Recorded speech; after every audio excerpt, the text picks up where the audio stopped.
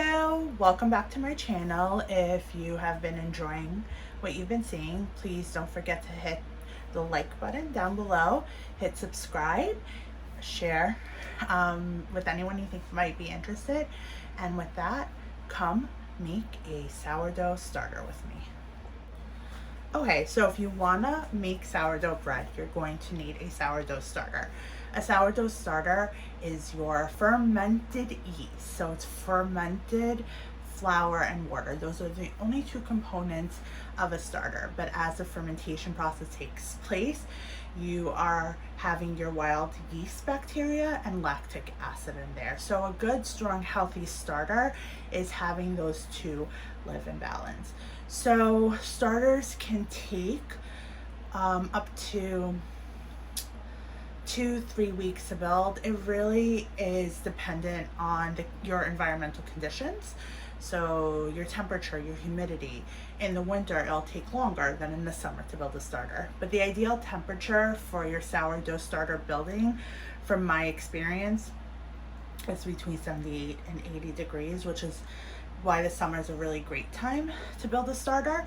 I made my starter, Pillsbury, who is healthy and happy and thriving, back on April 1st. And I just put him in a warmer spot in my kitchen. So usually the top of the fridge. Some people put it in their microwave with the light on. Some people put it in the oven with the light on. But just be careful, especially if you're going to use your oven with the light on. It could get really hot. Now there are many different ways to build a sourdough starter, but we're going to try to build a sourdough starter together using one of the many methods that are out there. No one method is better than the other. Do your research, do what works best. This is just going to be one method to use. So before we get started, you are going to need a glass jar.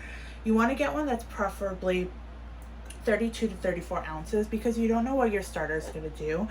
And you want one with a lid that is tight enough to keep air from coming out, but not too tight that air cannot come out. Because if it's really tightly sealed, you have the potential to create an explosion, because as the fermentation process is taking place, carbon dioxide is being released and too much pressure is not good. You can build a starter by volume, so cup measurements, but the best way to do it in the sourdough world is to use a scale. So you're definitely going to want a food scale. You're going to want either spring water or filtered water. So your fridge filter, a Brita filter. You don't want to use distilled water. You don't want to use purified water because that strips too much. But likewise, you can't just use well water or tap water because there's potential contaminants to your starter that won't work well. So in tap water, it's often treated with fluoride, not good for the yeast. You can build a sourdough starter with a lot of different flours. What we're going to use in our thing, we're going to use whole wheat flour, and we are going to use bread flour, unbleached. Flours that you use, so if you decide to use all purpose, must be unbleached because the bleach will kill your starter. And the other thing you're going to want to get is something to stir your starter with. So a rubber spatula, a wooden spoon. You want to refrain from using metal, but if you're going to use the tools you have, make sure it's stainless steel, because stainless steel tends not to be reactive with what you're doing. So with that, I'm going to position the camera and we are going to start day one. Okay, so for day one, the first thing you're going to want to do is you are going to want to weigh your glass jar without the lid on it. So our jar weighs 477 grams. Whatever your jar is going to weigh, make sure you write it down, because that's going to be important over the next few days. You're going to go ahead and zero out the scale. And then what we're going to do is we are going to We're gonna do a combination of bread flour and whole wheat flour. So we are going to do 25 grams of whole wheat flour and then 25 grams of bread flour. So let's go ahead and weigh in 25 grams of whole wheat. And the reason I'm doing half whole wheat is because it has more nutritious food that can help speed up our process. After we have the sourdough mature and thriving, you can convert it to an all bread flour starter. So for example, one of my starters, the one that's an all-purpose starter, is actually an offshoot of my original starter that is still a rye and all-purpose combination, and now I only feed it all-purpose and it's doing great. But this is for the establishment phase. So I went ahead and I have 25 grams of whole wheat flour, and we're gonna put in 25 grams of our unbleached bread flour. And I really love these WEC jars. I think the Container Store sometimes carries them, but they are very popular. They definitely carry them on Amazon as well. So I do recommend it, but Mason jars really do a good job as well. They have sourdough kits also out there that you may want to consider. Just do your research. Some glasses are glass on the jars are thinner than others, so not that it won't work, but you just have to be a little more gentle with it. So to that, we're going to zero out the scale, and we're going to add 50 grams of our spring water. So we're doing equal parts flour to equal parts water, 1 to 1. Okay, I went a little over by 1 gram, that's okay. And then what you're going to want to do is you're going to take your jar off the scale. You never want to mix anything on your food scale. And then with our rubber spatula, we're going to go ahead and mix this all together. And we want to make sure that there is no dry flour. We want everything to be well hydrated. Now, fair warning, as I'm stirring this, over the next few days, your starter is going to have not good smells. Your starter is not dying. The only thing that will kill your starter is mold. So just remember, it could smell like rancid gym socks. Your starter's not yet dying. After you stir everything together, what I'm doing with my spatula is I'm just scraping down the sides of my jar because like I said, mold can kill your starter, and by just having everything in the bottom and keeping as clean of a jar as possible, you are reducing the chances of mold. And I would hate for all your hard work to go to waste for mold, something that you potentially could have prevented. So I've gone ahead and I scraped down the sides. And what we're going to do is let's take a look quickly at what our starter looks like. So if you see off the spoon, it has a thick consistency, almost like a muffin batter, a pancake batter. So it's not liquidy at all. And so we have, if you want, with clean hands, you could scrape off the top of that and just have it go into the jar. You don't have to, but you can. And right now, in essence, we have 100 grams of starter in here. We have 50 grams of water, 50 grams of flour. So all you do is then you just put your lid on, and you can mark off on your jar with either a dry erase. I'm going to use a rubber band just to monitor to see if there's any growth in what's happening. We may not see any growth. So I'm just going to use a rubber band, mark it at the high point. So I'll adjust this after. And then I'm just going to stick it on my counter in a spot that's away from everything. So that's it for day 1. I'll see you back here 24 hours later for day 2.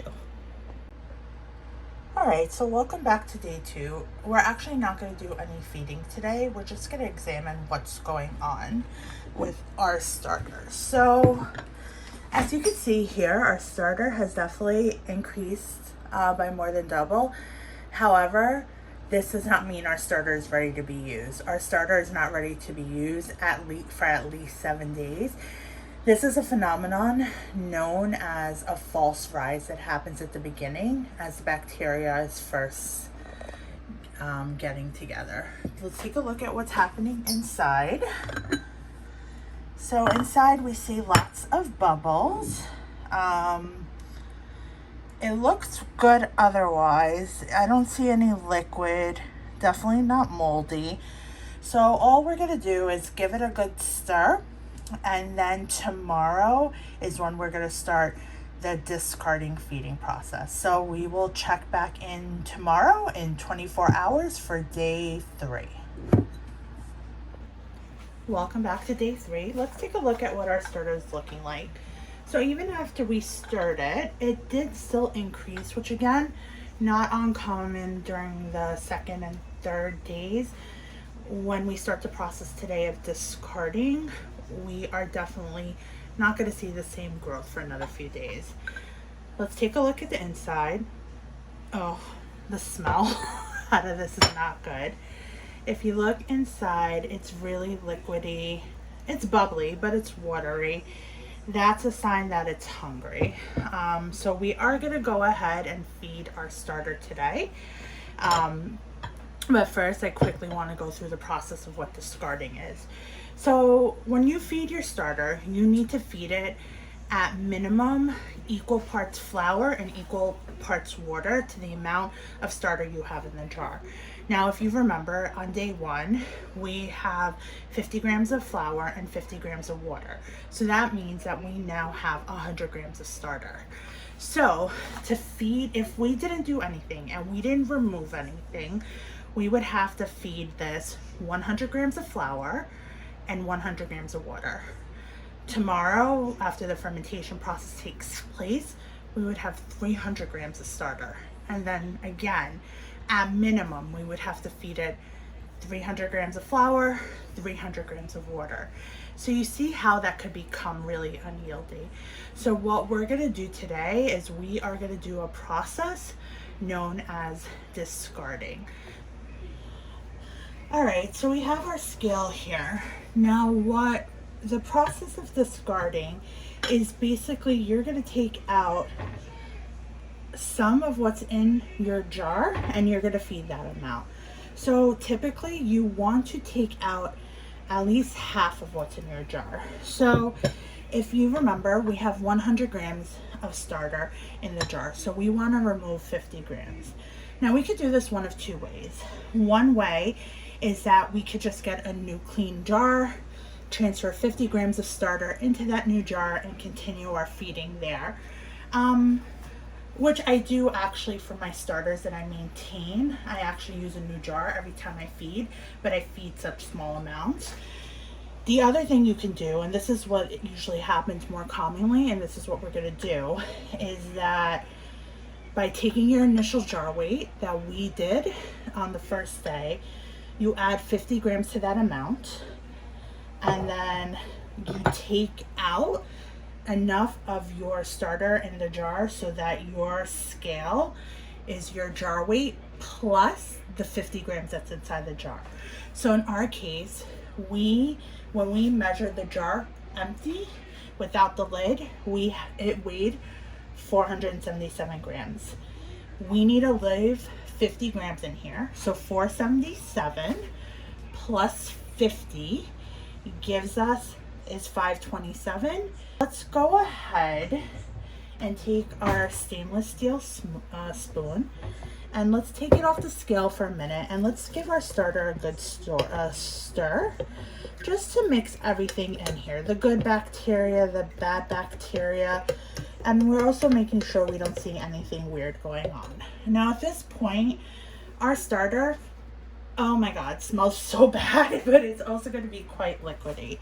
So, you could just pour it out. Do not pour it down your sink. It will clog your sink.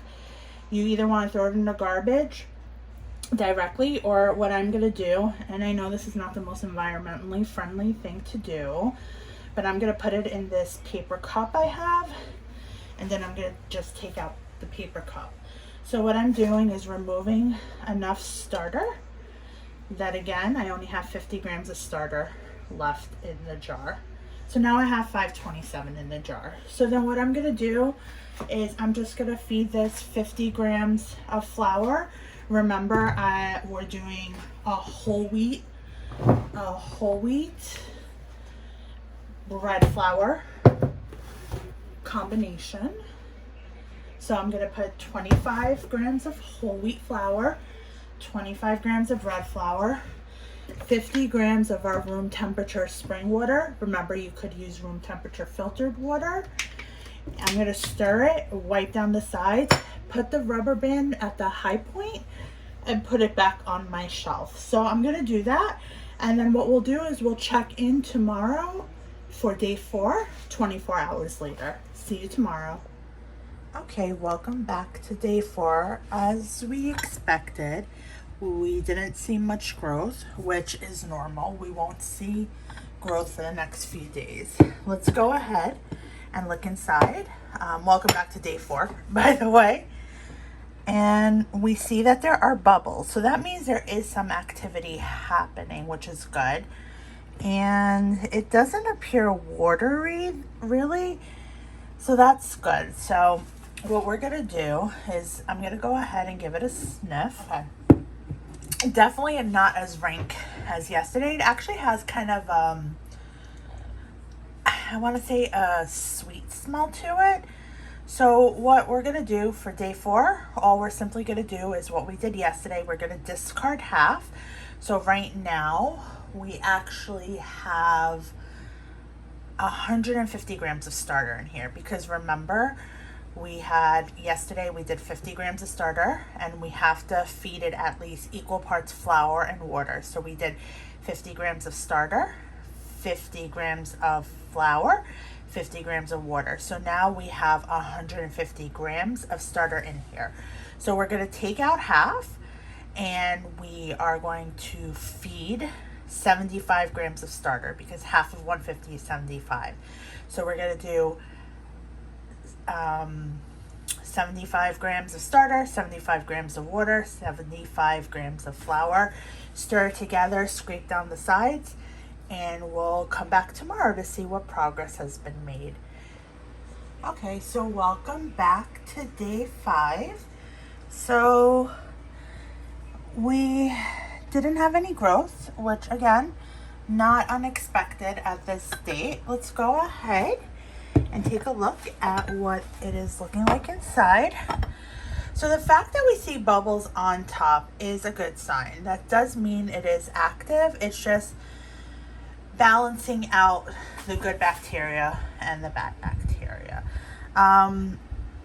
You see there is that kind of shiny coat on top.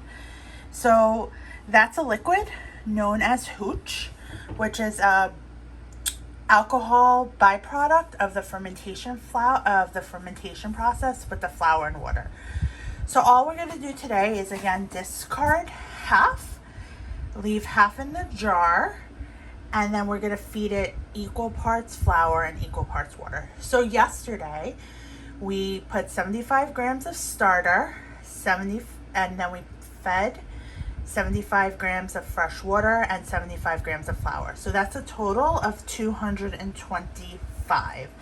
So we're going to discard half. To make the math a little easier, I'm just going to leave 100 grams of starter in the jar, and we're going to go ahead and feed it 100 grams flour and 100 grams water. So I'm going to go ahead and do that. We'll scrape down the sides. We'll mark with the rubber band where it is. And I'm going to make sure to really clean around here so that if it does grow, we're able to see track marks. So that's it for day 5. I'll see you back here tomorrow in 24 hours for day 6. All right, welcome back to day 6. Now before I take it off, we didn't have any growth again. What I had done was I placed the rubber band at the high point, and then with a dry erase marker, I also marked, where I couldn't really wipe off on, so that I know if it grew higher than that, then we had growth, and we didn't. And again, this is not uncommon. We might even go past day 7 or 8 without seeing any rising because, again, the good bacteria is taking over and it's taking time. Let's go ahead and take a look at the inside. And again, we see bubbles, so that's good. That's a sign that there is some activity there, though not the activity we're necessarily looking for. It doesn't look as hungry as it did yesterday. There is some of that clear liquid on top, but it's not as bad as yesterday, so that's good. So what we're going to do again is we're going to take out, discard starter. So we're going to only leave 100 grams of starter in the jar. We're going to throw out everything we take out because it's still not good to use. And then remember, you have to feed it at least equal parts water and equal parts flour. Some terminology, that's a 1:1:1 feeding ratio. So to the 100 grams of starter we're going to leave in the jar, we are going to feed it 100 grams water, 100 grams flour. And remember, the flour, we're doing half whole wheat and half unbleached bread flour. So I'm going to go ahead and do that, and I will check in with you in 24 hours. Okay, welcome back to day 7. Let's see what's happened. Not much, no growth, which is, again, not surprising. We might not see growth for another few days. Let's take a look at what's happening inside. We do see some bubbles, so that's good. So the plan for today, what we're going to do is, you see up here, these are my 2 mature starters. I keep them in smaller jars.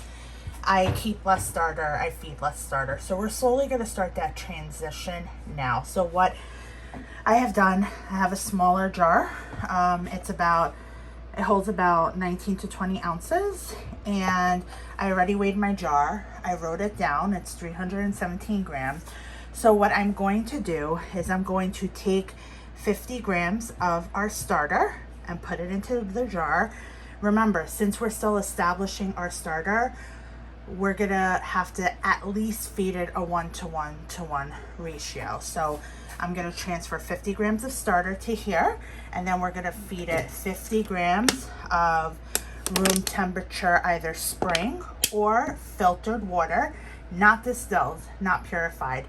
And what I did to make it easier for me is I mixed my whole wheat and my bread flour. So we're gonna put 50 grams of flour. If you don't mix it, you're gonna add 25 grams of bread flour, 25 grams of whole wheat flour. We're gonna stir it, clean down the sides, mark the high point, and check in 24 hours for day 8. Okay, welcome back to day 8.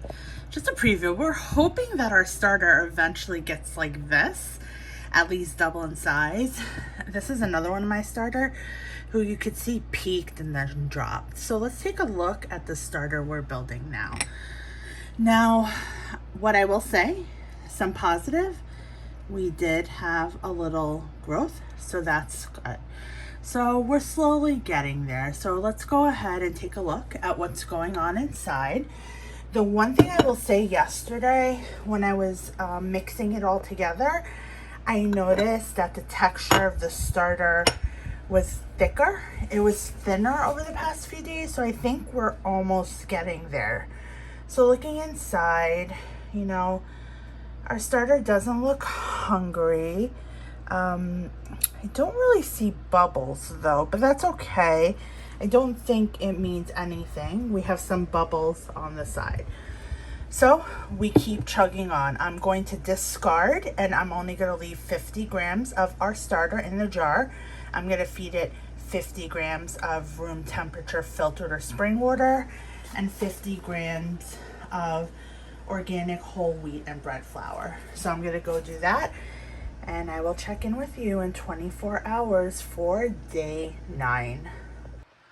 Good morning, everyone. So this is the morning of day 9, and I just wanted to take a quick video and show you that we actually have our starter going. And this is what we're looking for. We're looking for it to at least double within 12 hours of feeding our starter. And in fact, it did double. And this is the line I was talking about. You could see that it even dropped. And it has been a little more than 12 hours. So what I'm going to do this morning is I'm just going to give it a stir. And then I'll check in tonight at our normal time. And if this activity continues the same way for the next 2 days, we've actually established our sourdough starter. So check in later tonight. Actually a quick another day 9 update. After I gave it a stir, I decided I am actually going to feed it the same way we do every night. So this is something that's called peak to peak feeding. So this is feeding every 12 hours. So I'm gonna do that to start strengthening the starter. My other 2 starters, I feed them twice a day.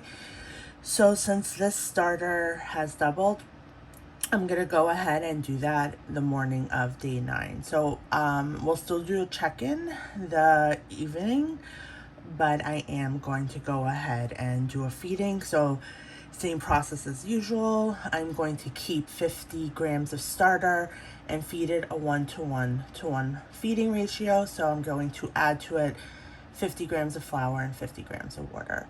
So we'll still check in for day 9 in the evening, but I am switching up my plan based on stirring the starter. All right, welcome back to the evening of day 9. So look at our starter.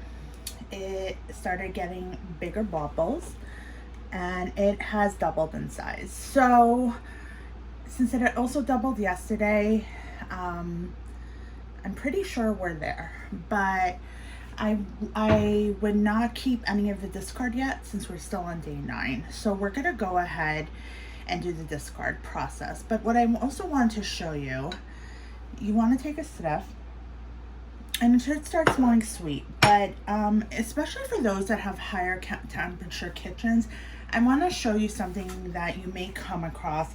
And this is why I actually did a feeding this morning. If you look at the top of the starter, it's a little dry. That's happening for me because my kitchen runs pretty warm.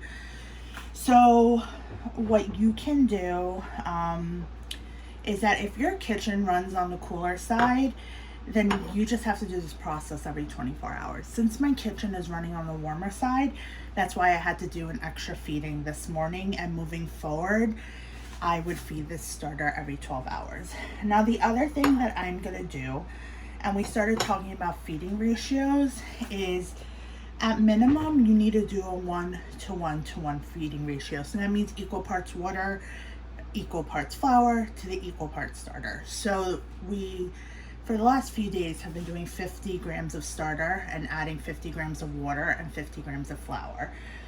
So what I'm gonna do, because it's eating through the food really fast and it's warm, is that I'm going to increase that feeding ratio. So what does that mean?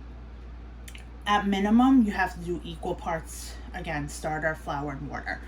But now we're gonna increase the parts of flour and the parts of water that's to starter. So what I'm gonna do is I'm gonna do a 1-to-2 feeding ratio. So what does that mean?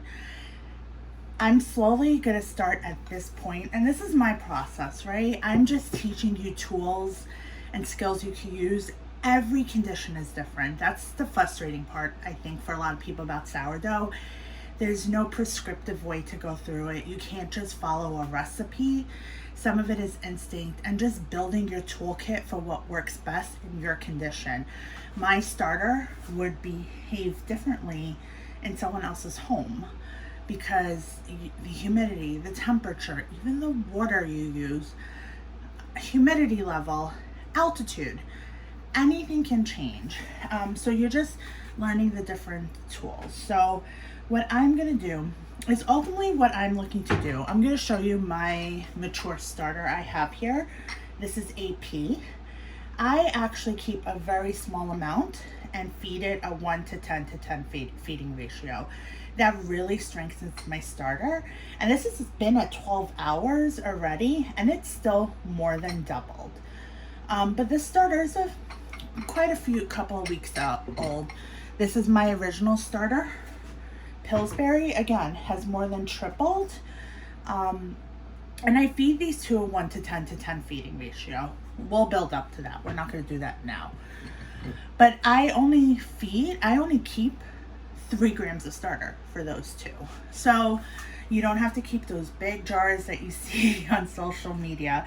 So what we're going to do is we're going to do 2 things. One, we're going to start reducing the amount of starter that we're keeping. And 2, we're going to increase the feeding ratio. All right, so I have here my disposable cup. We still don't want to keep the discard because we're only on day 9. So tomorrow I'll show you how you can save your discard, or you can just throw it out, whatever you want to do. You can, like I said, save what you discard for recipes, but not yet. There's still bad bacteria here. I have my scale and I have my blend of whole wheat and bread flour.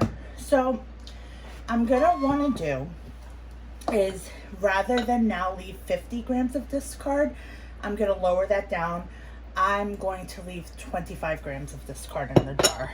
Now, normally I would just stir it in, but because there's a bit of dry spots on top, again, it's not bad because it's not fuzzy, there's no mold, it's not pink, it's not orange, not black. So that's okay to save. So this isn't bad. It's just that it's really warm in my kitchen. And for the starter that's just starting to grow, a 1 to 1 to 1 feeding ratio is not enough food for it. So what I'm gonna do is I'm gonna scoop up the top layer. And you see those strands there? That is the gluten network that's really starting to build up, which is showing that our starter is pretty much ready to go. What I want to do is, again, I wouldn't start using it before day 10, but you'll even notice the smell is different, the consistency of the starter is different. You'll notice that it's thicker when you first mix it. It'll get thinner as it gets hungry, but now you'll notice that especially in the summer, it'll be wanting to eat every 12 hours at least. And also for the first month, I recommend that you still keep it out on the counter and feed it at least once every 24 hours while you're strengthening your starter. I'm gonna make a separate video about maintenance of your starter, so just keep that in mind. So now that I scoop that top layer off, I'm just gonna give it a stir, just to make sure we're balancing out everything that's in there. And what I want to do is I want to keep 25 grams of starter in the jar. So this jar weighed 317 grams, and so 317 plus 25 is 342. So what I'm gonna do, 342 grams, is I'm gonna take out enough starter from inside the jar and put it in my disposable paper cup, that the jar weight and starter are going to be 342. Okay, right now it's 391. So we're going to go ahead and take out more until we have 342 grams with jar and starter total.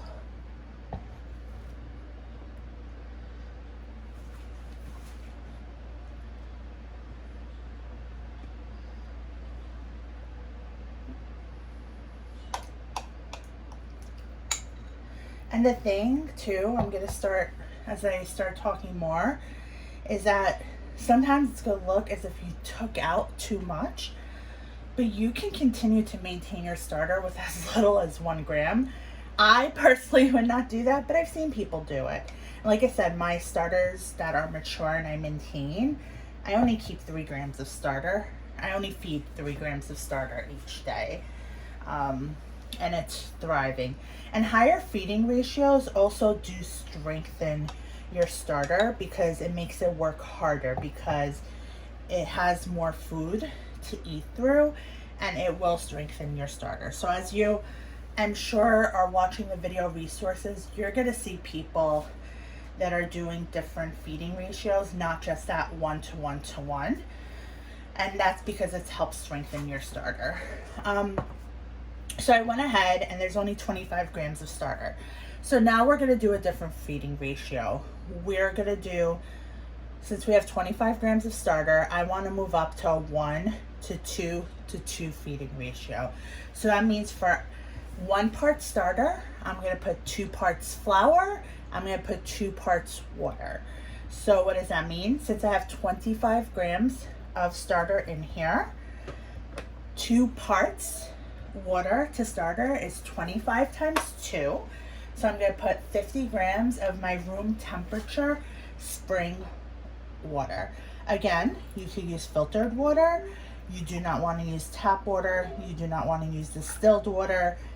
You do not want to use purified water, since that goes through reverse osmosis and strips your water of some of the minerals that will help your starter thrive.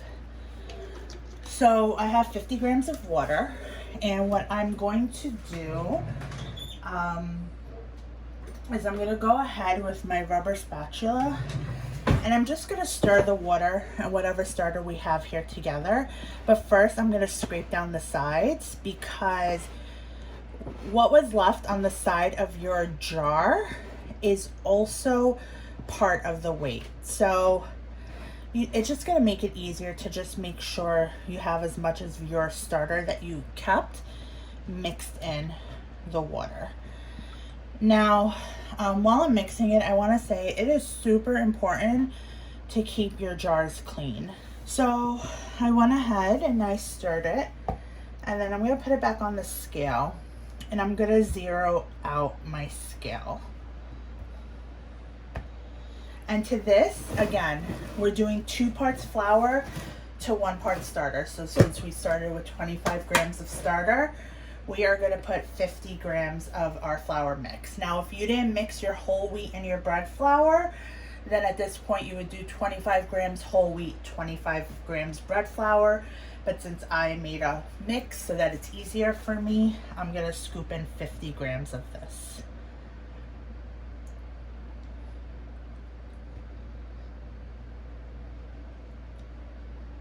Perfect. And again, if you're off by a gram or 2, it's not the end of the world. Let's go ahead and take this off our scale. Now remember, you always want to mix off your scale so you're not breaking your scale. And let's go ahead and with our rubber spatula, let's just mix this until all the water and flour and starter are incorporated. You don't see any dry bits of flour. You're gonna notice, look at this texture, it's a lot thicker, which is what we want. We want, I think people equate it to pancake-like batter or a muffin batter. So that is what we're gonna do. And I just wanna make sure everything is super combined, mixed in.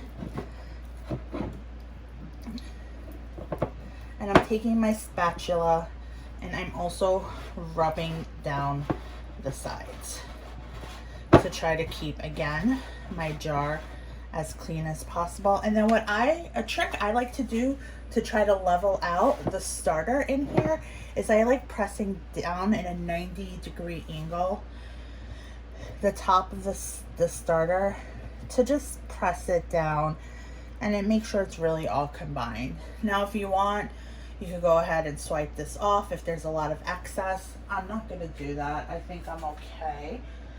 But what I am going to do is I'm going to slightly wet a clean paper towel. And what I'm gonna do is in the sides of the jar, you see how there's those dry bits? I'm just gonna slowly wipe around the sides, because again, I love having a super clean jar. With my little jars, I actually replace the jar every time I feed it. But since we're still establishing the starter, I'm not doing that yet. Once it becomes mature and is thriving, I'm gonna do the same thing.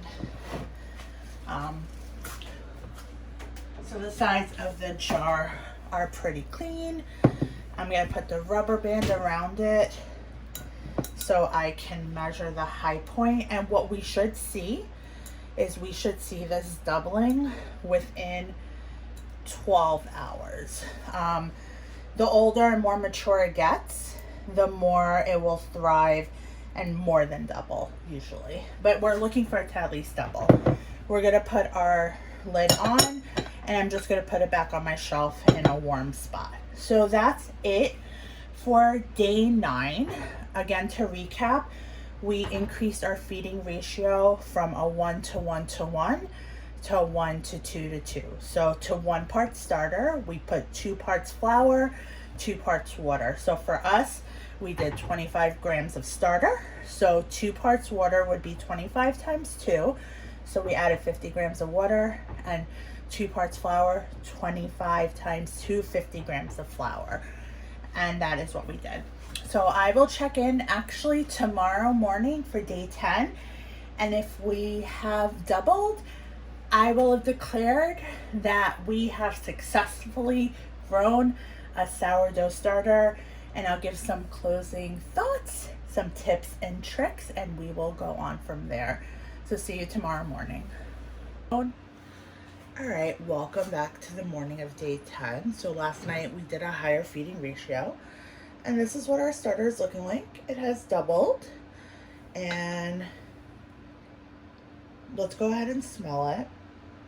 Now it smells a little bit, I don't know how to describe the smell. It's kind of, I don't want to say an alcohol, but you could definitely tell that it's hungry because it has a distinct smell. It'll either smell like nail polish remover or alcohol, or not your usual. As you get to grow your starter, you'll notice. So it is hungry. So at this point though, I'm going to say we successfully grew a sourdough starter. I'm going to make a more extensive tutorial on how to maintain a sourdough starter and the various feeding ratios that you can do.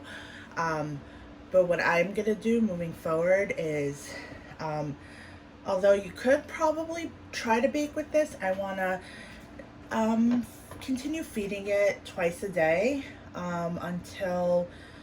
for a month. That's my personal preference, just to really strengthen the starter. However, you know, you could try, but your starter is going to need more time to be able to really get the breads that you want.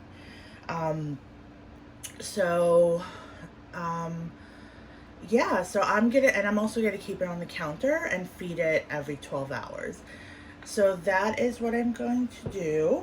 And the other thing I want to say is, you see how it's flat on top? That is a peak starter. So as the starter grows, I'm going to show you this one. When it increases, it's going to dome. But you don't want to feed it before it reaches kind of this flat point. And then for this one, it even has already, you could see, fallen a bit. So you want to make sure that your starter has at least hit peak before you start falling it. If you feed it before peak, it's gonna weaken. So in my kitchen, because it's warmer, I need to feed it twice a day. But every environment is different. If your kitchen runs on the cooler side, you may not have to do this till every 24 hours. So what I'm going to do is I'm going to put kind of a modified version of what we did in the description box below, and I'm going to make another tutorial on how to maintain your sourdough starter more extensively. But for now, I would recommend feeding it at least once a day. At minimum, you do need to do a 1:1 feeding ratio. So that's equal part starter to equal part flour to equal part water. And then, you start feeling it. It's instinctual. You're going to watch lots of tutorials and you're going to get used to the terminology and it's just going to click in your head. But here we are, day 10. We have successfully grown a sourdough starter. Thank you. I know this video was a long one, but thank you for being on the journey with me. And I hope to see you on my next one. Bye.